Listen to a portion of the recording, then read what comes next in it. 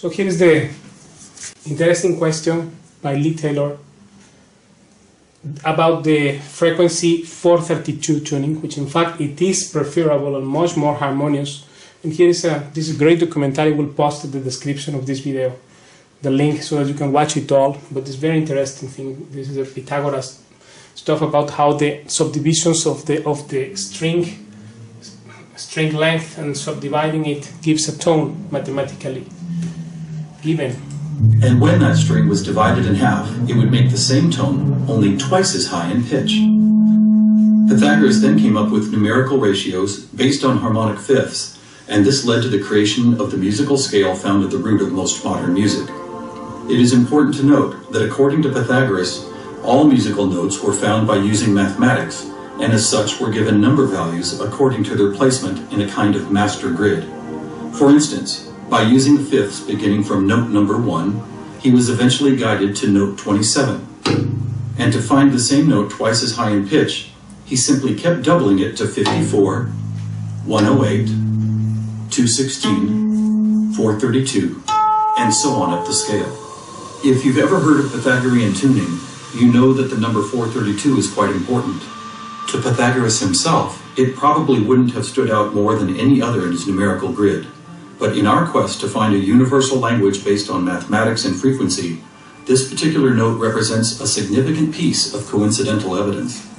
You see, many ancient musical instruments, from Tibetan bowls to Native American flutes, happen to produce the same tone, a tone that vibrates at 432 cycles per second.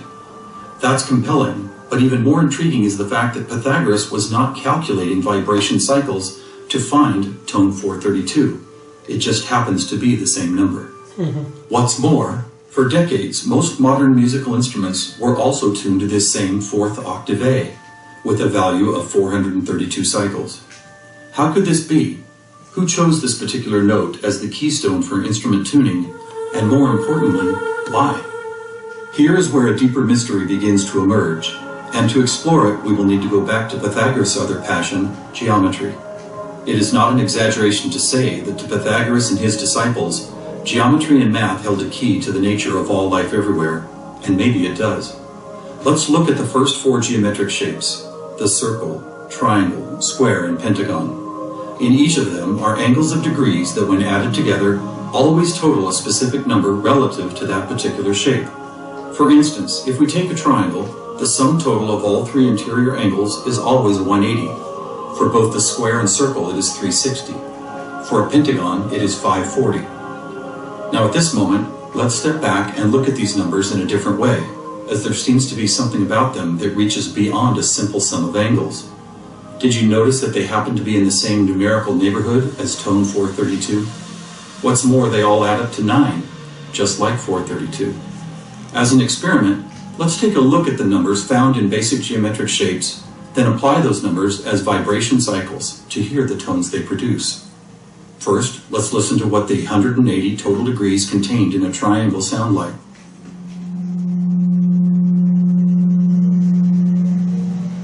And here's a squares and circles 360 in cycles per second. A perfect octave up from the triangle. What about the pentagon at 540? That sounds like a harmonic fifth of the other 2. That's interesting. What are these tones?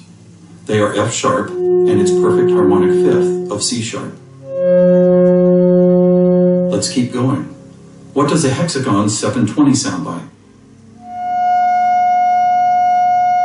Another F sharp. Here's a 7-sided septagon, which totals 900. This is an A sharp, which happens to be the note required to complete an F sharp major chord in perfect 3-part harmony.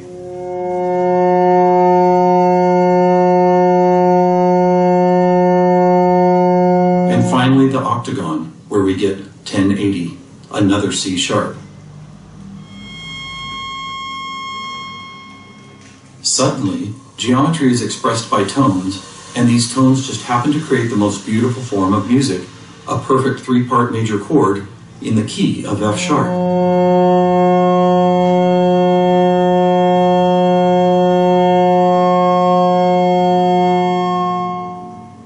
Is this something we've been missing for years?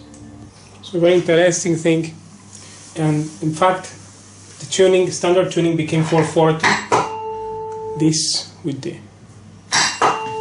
is the A440, but the tone of 432 vibrations is much more precise, and is how instruments were tuned in the last centuries and even thousands of years. This is documentary interesting, so interesting. Sonic geometry, the language of frequency and form, because this is a mystic of sound, that every sound has a geometrical equivalent. So the sound as an energy, it produces forms. Sound brings life to the universe, right? Om, like the sacred syllable Om. So this thing here is very interesting, and Pythagoras did study and explore its deepness. So many aspects of mystic about the sound. So this is a very interesting thing. The question by Lee, very good question, about the 432 tuning. Because it happens that, in fact, it is the way that instruments were tuned all the way in history, back from thousands of years ago. These Tibetan bowls and everything, even the music of Bach or others. So it just came very recently that we changed to the 440, A440, because it was A432, which adds up to 9. And 9, you know, is a mystical and magic number, because anything added to that gives the same result. Like, it's all accommodating.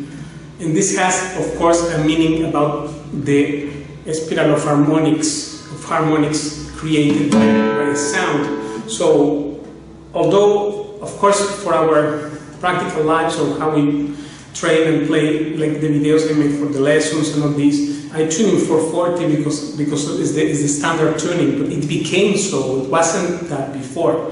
So many theories are about how it happens. Some say that Goebbels from the Hitler Party made the change. Like, many things I don't know if it's true or not. This, from conspiration stories to just many explanations why it did change. They said that there's a conspiracy to change, and because it affects, sound affects the consciousness, the mind and the body, and life also. Sound is part of energies universe. In this universe there are these energies, and sound is one very important. So of course frequencies are connected to different geometrical forms, which Pythagoras also confirmed that theory, and it's a fact that sound affects your consciousness. So it's true that sometimes I play also 432, I can tune that with the electronic tuner, you can tune on that frequency and feel, and there is difference. If you tune that way, you will feel the difference. But all the music nowadays, standard music, is in 440. Therefore, for practical things, we don't do it. But I acknowledge that, in fact, 432 tuning is more harmonious, and is the real thing in tuning, right? A at 432.